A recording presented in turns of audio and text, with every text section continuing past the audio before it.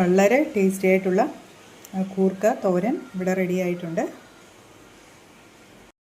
കുറച്ച് കൂർക്ക കിട്ടിയിട്ടുണ്ട്. അത് നന്നായി തൊലി ചെത്തി വെള്ളത്തിലിട്ട് വെച്ചിട്ടുണ്ട്. നമുക്കിനി ഇത് ചെറുതായി അരിഞ്ഞെടുക്കാം. കൂർക്ക നന്നായി അരിഞ്ഞു വെച്ചിട്ടുണ്ട്. ഇനി മറ്റ് ഇൻഗ്രീഡിയൻസ് ഇവിടെ ഉള്ളി, ചെറിയ ഉള്ളി, വെളുത്തുള്ളി, കറിവേപ്പില എടുത്ത് വെച്ചിട്ടുണ്ട്. അതുപോലെ തന്നെ തേങ്ങ, പിന്നെ മുളക് പൊടി ഒരു 1/2 സ്പൂണ്, മഞ്ഞൾപ്പൊടി, അതുപോലെ തന്നെ കടുക്. അപ്പോൾ നമുക്ക് എങ്ങനെയാണ് ഇത് ഉണ്ടാക്കുന്നതെന്ന് നോക്കാം.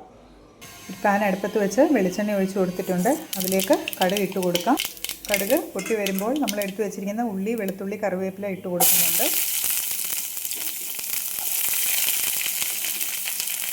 ഇത് നന്നായി വഴറ്റിയെടുക്കാം. ചെറിയ ഉള്ളി ഒരു 2 മിനിറ്റ് നന്നായി വഴറ്റി കൊടുക്കുക. ചെറിയ ഉള്ളിയും വെളുത്തുള്ളിയും കറിവേപ്പിലയും നന്നായി ഒന്ന് വഴണ്ട് വരട്ടെ. ഉള്ളി 2 മിനിറ്റ് ഇളക്കി കൊടുത്തിട്ടുണ്ട്. ഇതിലേക്ക് നമ്മൾ എടുത്തു വെച്ചിരുന്ന മുളക് പൊടിയും മഞ്ഞൾപ്പൊടിയും ഇട്ട് കൊടുക്കാം.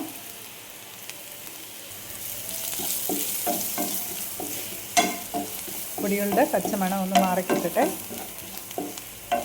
ഇതിലേക്ക് നമ്മൾ അരിഞ്ഞു വെച്ചിരിക്കുന്ന കൂർക്ക ഇട്ട് കൊടുക്കാം.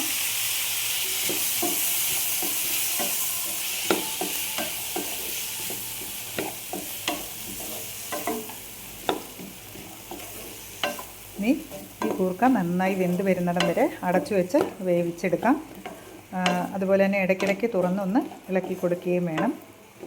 നമ്മൾ അവസാനമാണ്, വെന്തതിന് ശേഷമാണ് തേങ്ങ ഇതിലേക്ക് ചേർക്കാൻ പോകുന്നത്. നന്നായി വെന്ത് വന്നിട്ടുണ്ട്. അപ്പം നമ്മളിനി എടുത്ത് വെച്ചിരിക്കുന്ന തേങ്ങ ഇട്ട് കൊടുക്കാം.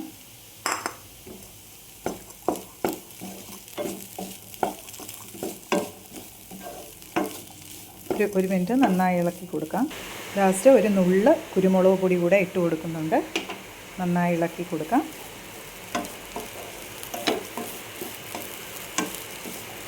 അങ്ങനെ നമ്മളുടെ ടേസ്റ്റി ആയിട്ടുള്ള കൂർക്ക തോരൻ ഇവിടെ റെഡി ആയിട്ടുണ്ട്.